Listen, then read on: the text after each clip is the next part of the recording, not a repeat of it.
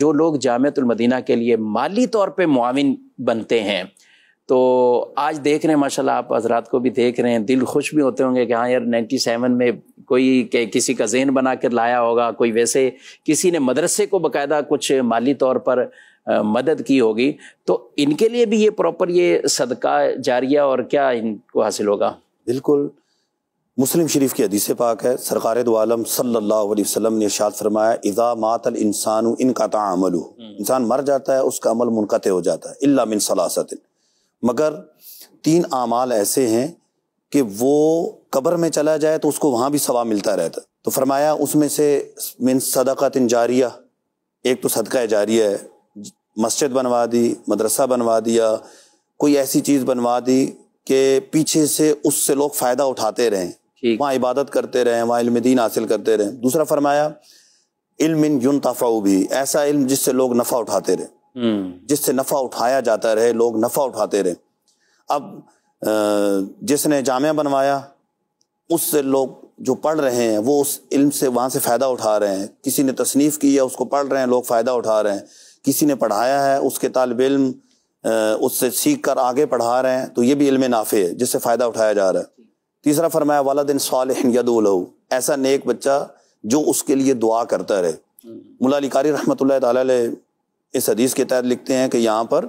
یدعو لہ کی قید اتفاقی ہے، احترازی نہیں ہے، مطلب یہ ہے کہ بچے کی اچھی تربیت کی ہے،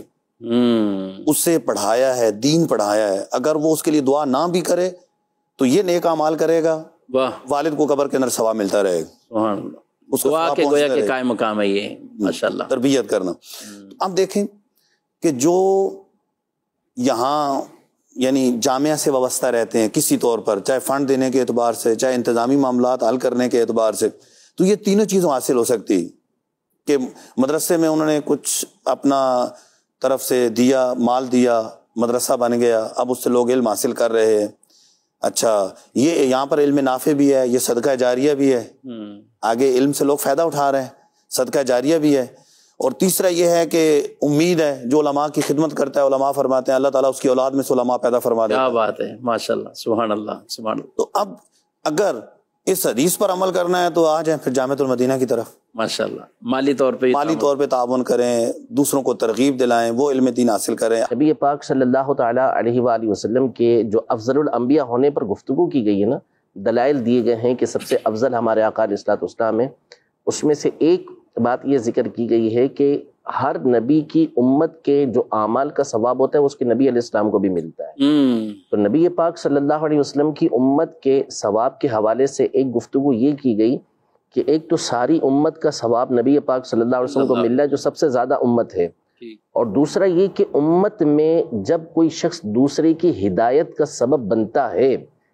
ایک شخص دوسرے کے لیے ثواب حاصل کرنے کا ذریعہ بنا،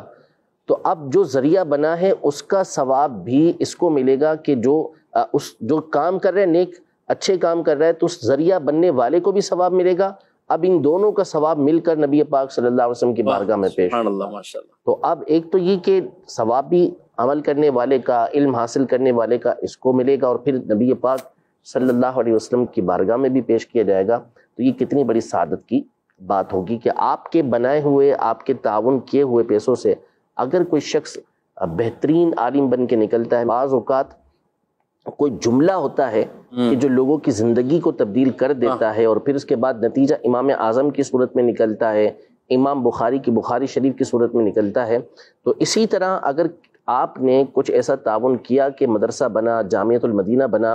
اور پھر نتیجہ یہ نکلا کہ اس میں سے کوئی عالم ربانی نکلتا ہے، بہت بڑا کوئی امام بن کے نکلتا ہے، تو اس کا ثواب آپ کی نامہ اعمال میں یہ پیش ہوتا رہے گا، اور وہ لوگ آگے عمل کریں گے اس کے علم کی وجہ سے، آپ کو بھی اس کا ثواب ملتا ہے۔